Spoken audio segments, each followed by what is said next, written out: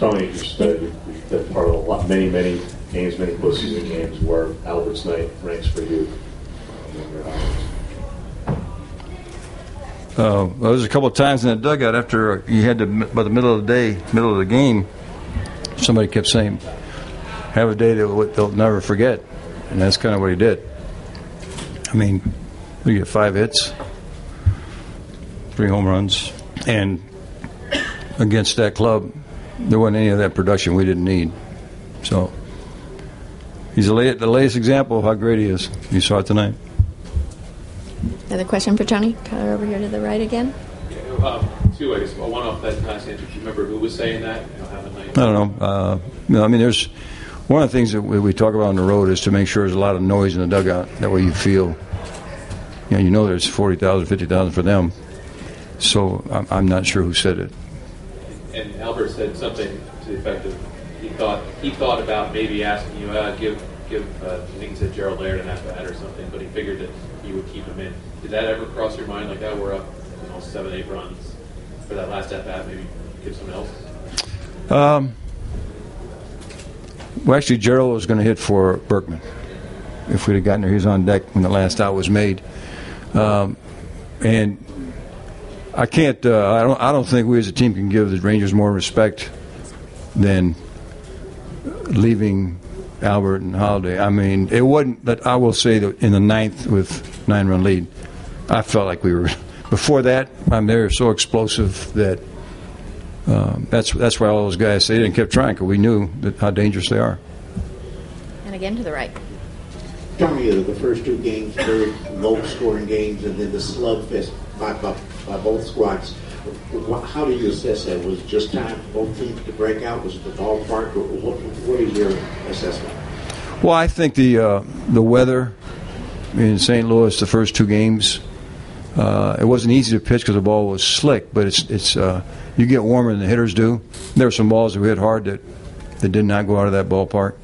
So that cold weather definitely benefited the pitchers, worked against the hitters. And here, I mean, when it's warm like this and not really humid, ball has a lot of carry for both teams. But you don't get away with much in conditions like this.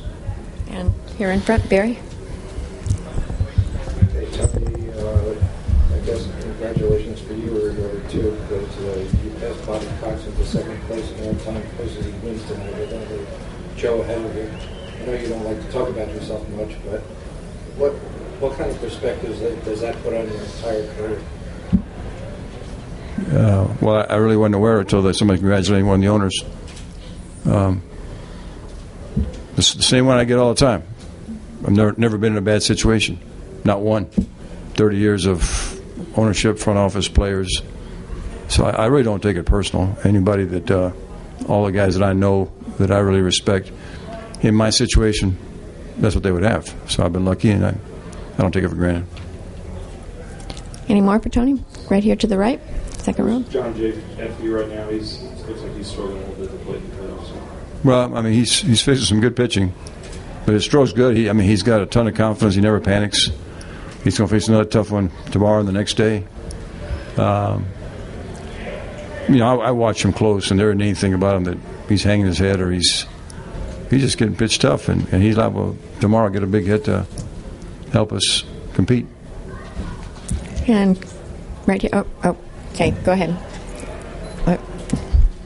And then John. Your thoughts on the bullpen tonight? Like they settle things down a little bit after that. Well, it's been the story a lot in the postseason, and our bullpen did it. I mean, I really thought, a guy that we've pitched so much, he's got great guts, is Salas, and you could tell that this wasn't a day to push him. I don't think he was quite as strong. Lance was well rested, and even though they came in and get a run, but they didn't give it the big number. Lance threw a lot of pitches. Now he won't pitch again until he gets. If we go back to St. Louis, but man, that's a big challenge because you cannot make a mistake. I mean, even they kept swinging, and Dotel did again today. He got 5 outs, and he has done that ever since he joined our club. So it turned out great. We saved some pitching for tomorrow, but there was some very pressure-filled middle innings for Salas and for Lynn, and even when Dotel went there was still no certainty. So they have been doing that so consistently. It's why we have a shot. And to the right, John. In the context of how this happened tonight, do you think this might have been Albert's greatest moment yet of his career? I mean, 14 total bases in a World Series game. Well, I mean, I can remember Game 1 in 06, he takes Verlander. That was a big one. Just, hey, we got a shot. And if you're talking about the World Series, but, he did that ledge home run. I mean, we were done back, and then we were still alive. But I'm just kind of replaying for all of us that he's been great for a long time. But this has got to be the greatest. I mean, it's one of the great. I mean, historians will pull it out. But has somebody had a better day than this ever? World Series. Babe Ruth did. He got more than 5 hits and. They had 3 home runs twice, and Reggie had 3 home runs and 3 successive pitches. So that. It's right up there. But he had 5 hits. Yeah. I mean, I don't want to disrespect Babe or Reggie, but that's good company right there. But that's first run. How about the total bases? How does that rank? That's right. Well, I'd say that's the greatest night in World Series history. We saw it. To the left, Tony, David. as balanced as your team is, obviously to get this far as you guys have, deep lineup, both ends pitched well. How much more dangerous do you guys become to beat now if Albert something has kicked in with him? And this is not just a one-day thing. I mean, to see him be able to, carry a game like that. Oh, I mean, it's kind of postseason he had. The only thing he had a terrific September. He's a terrific. He's right there at the last few days. He was 1 hit and 1 RBI short of continuing his amazing streak. But the whole, Philadelphia, Milwaukee, he's been a real good hitter, and and I do think that he's. I don't know if I wasn't in here a lot when he was talking, but he always gets credit to the table setters, but especially Matt Holliday and Lance Berkman, and now David Freese is making his mark. I mean, you have to go after Albert. You put him on base, and you're going to give up a crooked number. But he's been swinging well the whole postseason. And over here to the right. What did you see from Kyle tonight? You guys had a lead, and then he kind of, that 4th inning kind of gave you a little bit. What Dave and I always look for is you see how a guy comes out at the start of the game, and if it's good, then you watch and watch and watch. All the 4th inning, he was different. I don't know why he was different. I just saw that he was different, and that's what you decide on. I don't know how to explain it. That's in his 3 postseason starts, when he's had all 3 have kind of had the same pattern, where he's had a couple of good innings, and then it's kind of fallen apart for him. Is there any trend? I don't. Here again, you get 1 scoreless inning in the postseason against one of the best clubs. It's Major League Baseball. You got to be good, and he's done it. More than once, but he was different in the 4th inning. It'd be a good question for him to ask himself, and I'm sure Dunk will talk to him about it because he wants to be able to build on that. And any last, Steve, in the back here.